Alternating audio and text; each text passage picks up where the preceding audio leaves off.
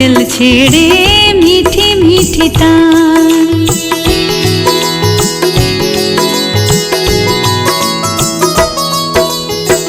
आंगन चौबारे खेले प्यारी घनश्याम, मस्ती लेकर आई गोधूली शाम। सर सर हवाओं में लहराए आंचल, ये मेरा उड़ उड़ जाए। शर्मा के खिलाती जाऊं रे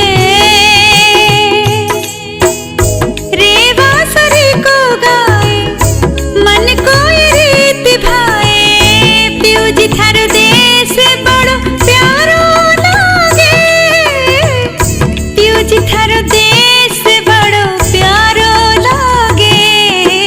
लहर झबर रुन झुन कल कल निनाद सुन, रमक झमक झनक झनक झन झनकार सुन।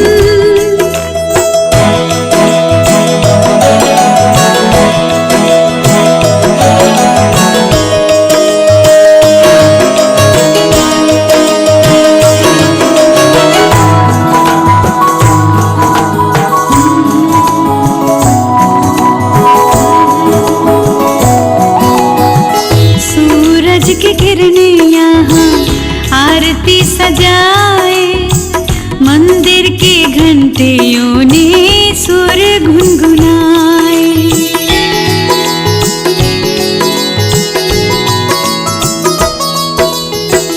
दूध धूली चांदनी में खिले आंगन, गांव गलियारे जैसे प्यारे मधुबन। खन खन ये कंगना बतियाए, पायल छुन छुन इतराए। बिंदिया चमकाती जाऊं रे बांसुरी को गाए, मन को ये रीत भाए। पियो जी थारो देश बड़ो प्यारो लागे, पियो जी थारो देश बड़ो प्यारो लागे। लहर झबर रुन झुन कल कल निनाद सुन, रमक झमक झनक झनक झन झनकार सुन।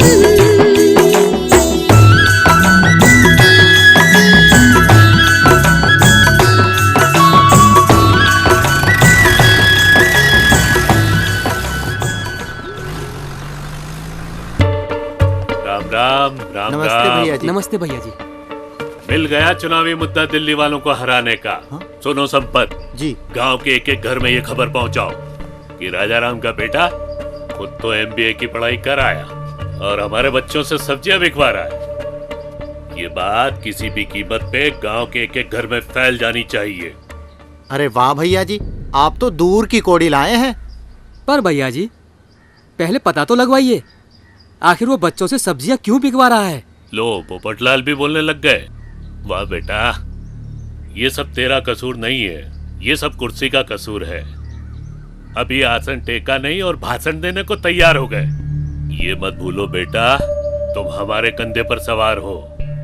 ज्यादा चूतड़ हिलाओगे तो दम दिनाना फेंक दिए जाओगे, समझे? नहीं, हमारा मतलब था कि बस अपने मतलब की पुड़िया बना कर रखो अपने पॉकेट में और हमारे मतलब की बात सुनो। राजा राम का बेटा हमारे बच्चों की पढ़ाई का दुश्मन है। वो नहीं चाहता कि हमारे बच्चे उससे ज्यादा पढ़ के उसकी बराबरी तक पहुंच सके, इसलिए वो हमारे गांव के बच्चों से सब्जियां बिकवा रहा है। कुछ दिन बाद उन सब की रेहड़ी लगवा देगा। वो हमारे गांव के बच्चों के उज्जवल भविष्य का हत्यारा है और हम ये धांधली नहीं होने देंगे। हमारे बच्चों को जो मरकर आएगा वो गांव छोड़कर जाएगा।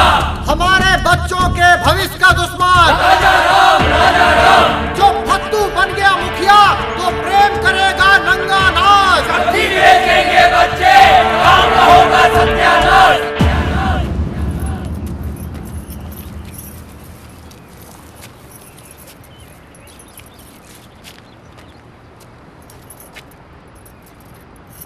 बहुत देर हो गई, एक भी बच्चा नहीं आया।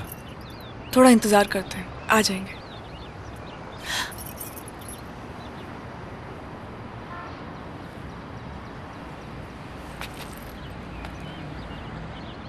रामविलास, तुम अकेले? भैया आज कोई नहीं आएगा। क्यों? सबको उनके घर वालों ने मना कर दिया है। तो तुम फिर क्यों आए? भैया मुझे लगता है आप सही कर रहे हैं, इसलिए मैं आया हूँ। चलो, हमें टाइम पे सब्जियां पहुंचानी है, ठीक है? चलो जल्दी चलो भैया।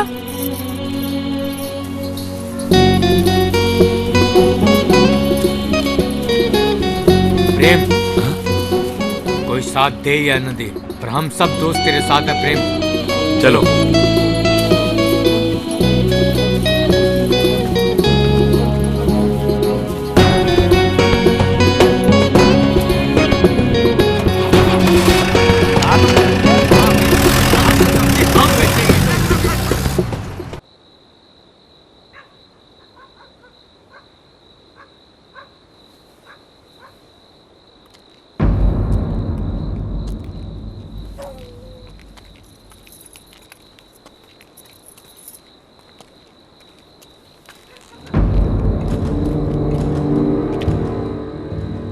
बिक गई सारी सब्जी।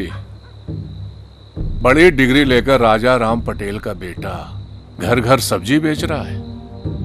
इतने सालों में इस गांव की तासीर मैं समझ गया हूं। तुम जिन लोगों को उंगली पकड़कर चलना सिखा रहे हो, उन्हें दबे कुचले ढर्रे में जीने की आदत पड़ गई है। पर तुम ये सब कर क्यों रहे हो? तुम्हें जो चाहिए मुझसे मांगो, मुझसे। मैं तुम्हारे लिए इस गांव में कॉलेज, स्कूल, हॉस्पिटल, प्याऊ सब खोल सकता हूं। लेकिन बाबूजी, इन सब चीजों के अलावा किसानों की और भी जरूरतें हैं। मैं सिर्फ उन्हें पूरा करने की कोशिश कर रहा हूँ। तुम जानते हो तुम्हारे इन कोशिशों से मेरा कितना बड़ा नुकसान हो सकता है? राजनीति में चुनाव बड़े तिकड़मों से जीते जाते हैं। तुम्हारी एक छोटी सी गलती को तेजराम ने एक बड़ा मुद्दा बना दिया है। गांव के घर घर में तुम्हारे काम की बातें हो रही। लेकिन बस, मैं कुछ और नहीं सुनना चाहता।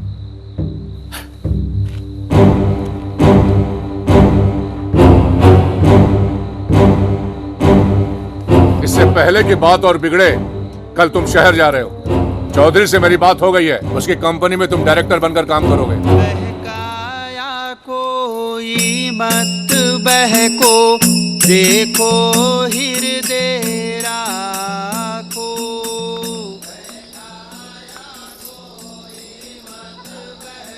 ये क्या गा रहे हैं प्रेम? निमाड़ के निर्गुण संत सिंगाजी महाराज का भजन गा रहे हैं।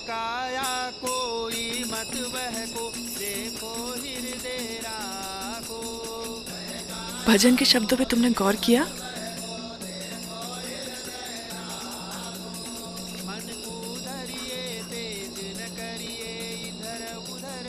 चाहे कोई कितना भी बहकाए, अपनी राह से मत भटको। बस अपनी मन की आवाज सुनते जाओ।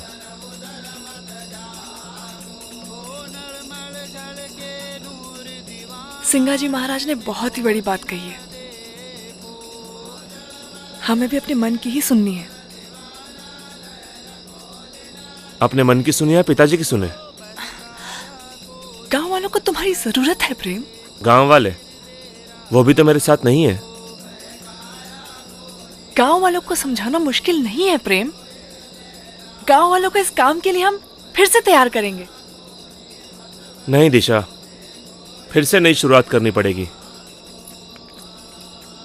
नहीं, मुझ में अब हिम्मत नहीं है। यह सब मैं अकेला नहीं कर सकता। आप अकेले नहीं हैं प्रेम। मैं और आपके सारे दोस्त आपके साथ हैं।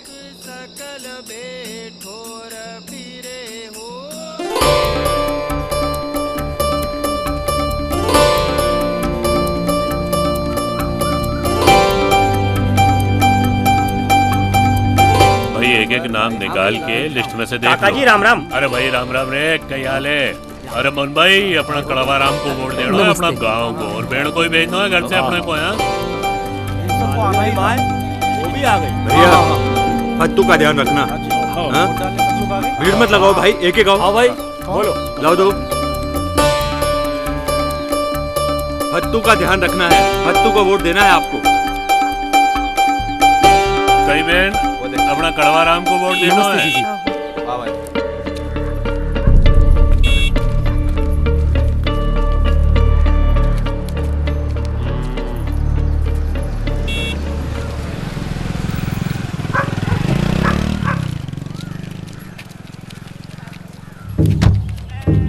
नमस्ते। क्या बात, सब ठीक चल रहा है? बिल्कुल 100%। कोई प्रॉब्लम तो नहीं? कोई दिक्कत नहीं। हर आदमी आ रहा है ना? बढ़िया चल रहा है। ठीक। कैसा है? बस बढ़िया। देखिए, ध्यान रखिएगा, मैं वोट डाल के आ रहा हूँ।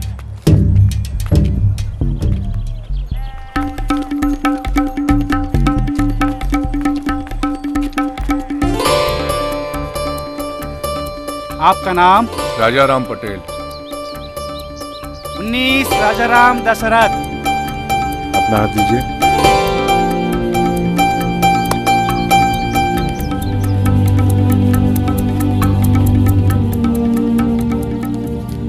अरे इस दिन का तो बरसों से इंतजार था कड़वा। ये हो गया। अब देखना इस सीढ़ी पर चढ़कर भोपाल में अपना कैसे बनता है मजबूत ठिकाना।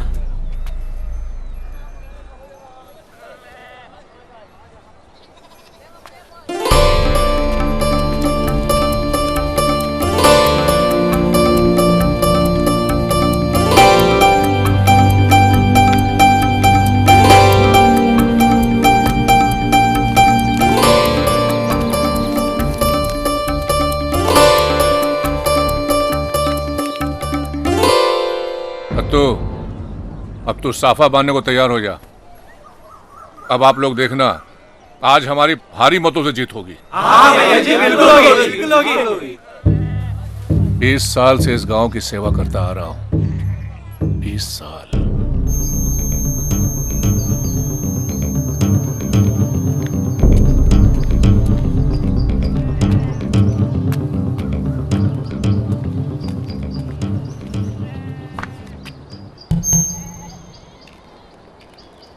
पंचायत चुनाव के इतिहास में ऐसा पहली बार हुआ है कि आप सब लोगों ने इसमें बढ़ चढ़कर हिस्सा लिया है।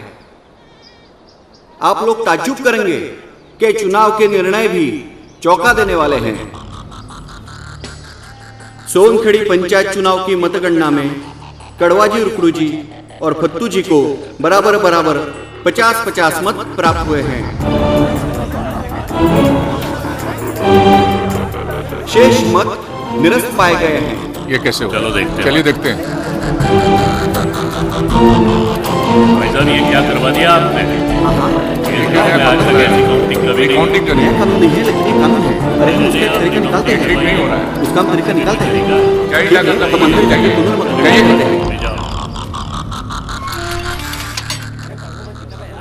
आज तो चिंता मत कर, फिक्र करने की कोई बात नहीं। अरे गिनती होने दो, सब पता चल जाएगा। 50-50। क्या बात कर रहा है? 50 वोट कैसे? सुनिए सुनिए, दोनों ही उम्मीदवारों के प्रतिनिधियों की उपस्थिति में कराई गई पुनर्मतगणना में भी दोनों के बराबर बराबर मत निकले हैं। क्या हुआ? पंचायत चुनाव के निर्देशिका के अनुसार ऐसी स्थिति में पर्ची डालकर ही फैसला किया जाता है। अतः दोनों उम्मीदवारों से निवेदन है कि वो यहाँ आकर अपनी स्वीकृति प्रदान करें। जा बेटा जा।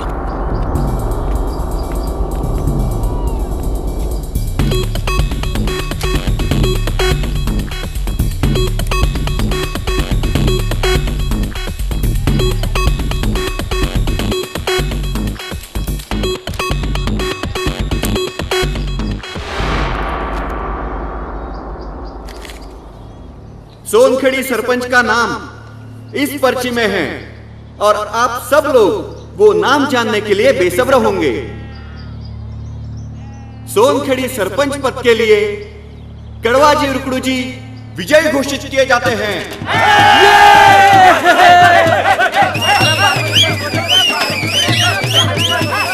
बहुत बहुत धन्यवाद। बधाई हो।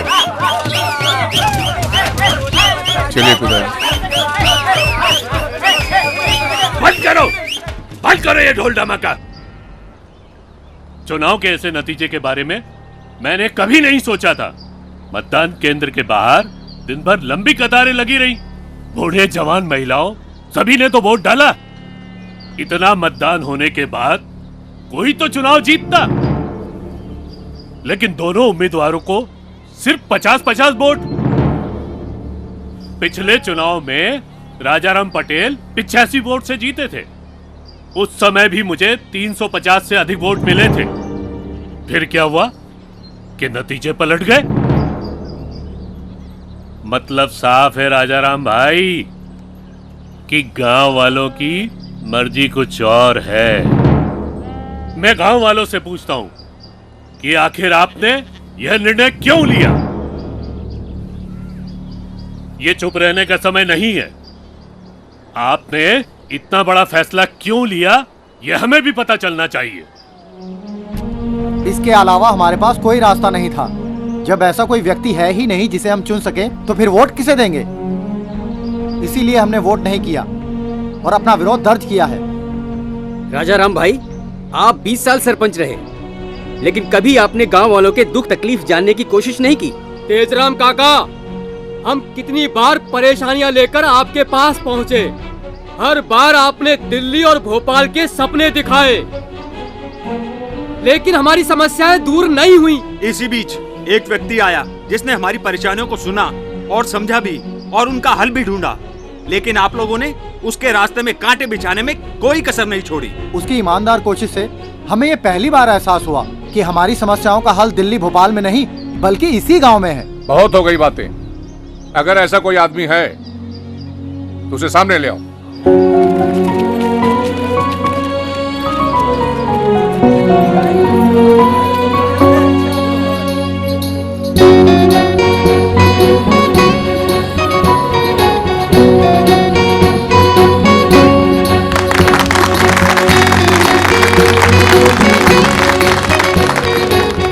हमारा मकसद किसी की हार जीत तय करना नहीं था।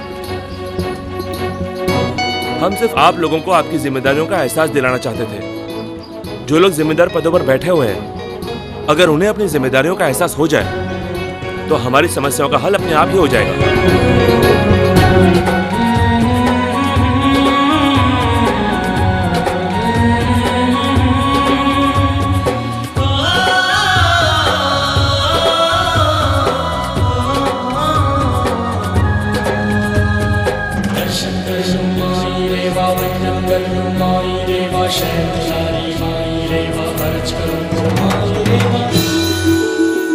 सबिंदु सिंधु सुस्खलक्त रंग भंग रंजितम द्विषत्सु पाप जात जात कारिवारि संयुतम कृतांत दूत काल भूत भीतिहारी वर्मदे त्वदीय पाद पंकजं नमामि देवी नर्मदे। नमामि मातु नर्मदे, नमामि देवी नर्मदे, नमामि मातु नर्मदे।